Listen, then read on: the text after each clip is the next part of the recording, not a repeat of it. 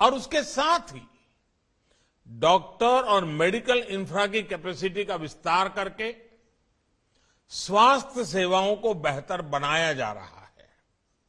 साथियों, इसलिए अपने हेल्थ सेक्टर को ट्रांसफॉर्म करने के लिए देश आज preventive health, affordable health care, supply side intervention और मिशन मोड अभियानों को गति दे रहा है।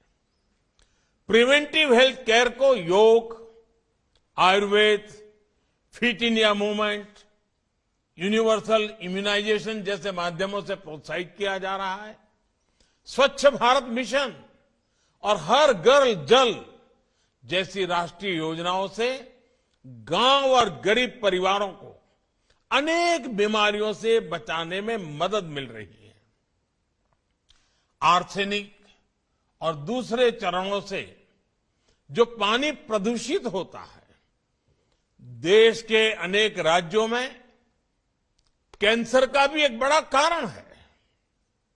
हर घर जल अभियान के इसके द्वारा इस समस्या के समाधान में बहुत मदद मिल रही है। साथियों, लंबे समय तक हमारे यहां गरीब और निम्न मध्यम वर्ग स्वास्थ्य सुविधाओं से इसलिए वंचित रहे क्योंकि या तो इलाज सुलभ ही नहीं था या बहुत महंगा था।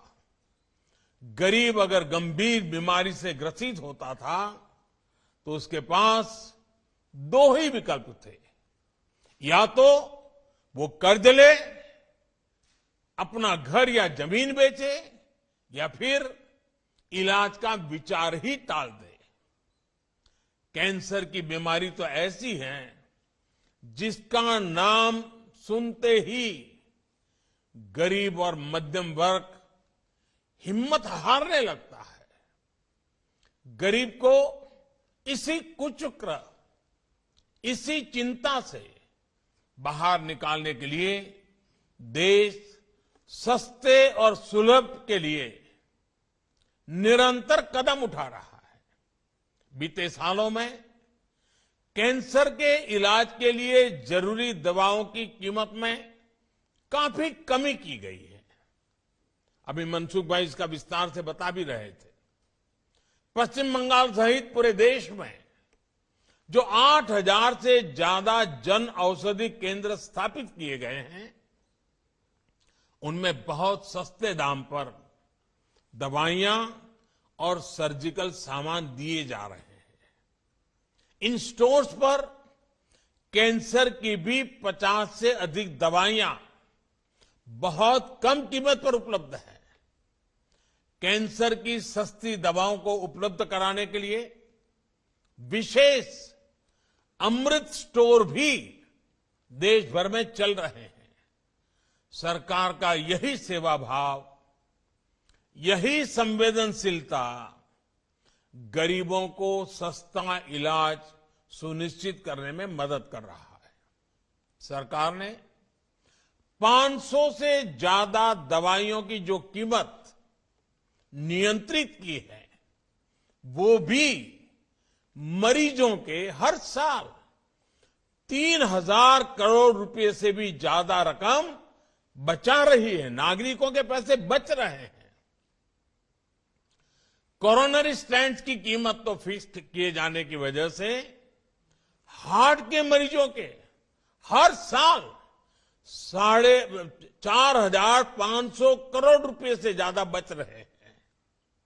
सरकार ने नी इम्प्लांट्स की कीमत कम करने का जो निर्णय किया, उसका विशेष लाभ हमारे सीनियर सिटीजन्स को, हमारे बुजुर्ग माताओं बहनों को,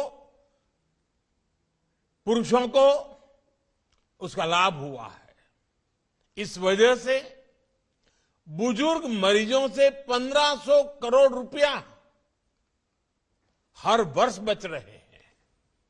सरकार जो प्रधानमंत्री नेशनल डायलिसिस प्रोग्राम चला रही है, उसकी मदद से 12 लाख गरीब मरीजों को मुफ्त डायलिसिस की सुविधा मिली है। इससे भी उनके 520 करोड़ रुपए से भी ज्यादा रकम उनकी बचत हुई है। साथियों, आयुष्मान भारत योजना आज एफोर्डेबल और इंक्लूसिव हेल्थ केयर के मामले में एक ग्लोबल बेंचमार्क बन रही है। पीएम जय के तहत देश भर में 2,60,00,000 से ज्यादा मरीज अस्पतालों में अपना मुफ्त इलाज करा चुके हैं। अनुमान है कि अगर ये योजना नहीं होती तो इन्हीं मरीजों के अपने इलाज पर 50 से 60 हजार करोड़ रुपए खर्च करने पड़ते। साथियों, आयुष्मान भारत का लाभ 17 लाख से ज्यादा कैंसर के मरीजों को भी हुआ है। चाहे कीमोथेरेपी हो, रेडियोथेरेपी हो या फिर सर्जरी, इन मरीजों को अस्पताल में हर सुविधा मुफ्त मिली है। कल्पना कीजिए, सरकार के ये प्रयास नहीं होते तो कितने गरीबों का जीवन संकट में फंस जाता या कितने परिवार कर्ज के कुचक्र में फंस जाते।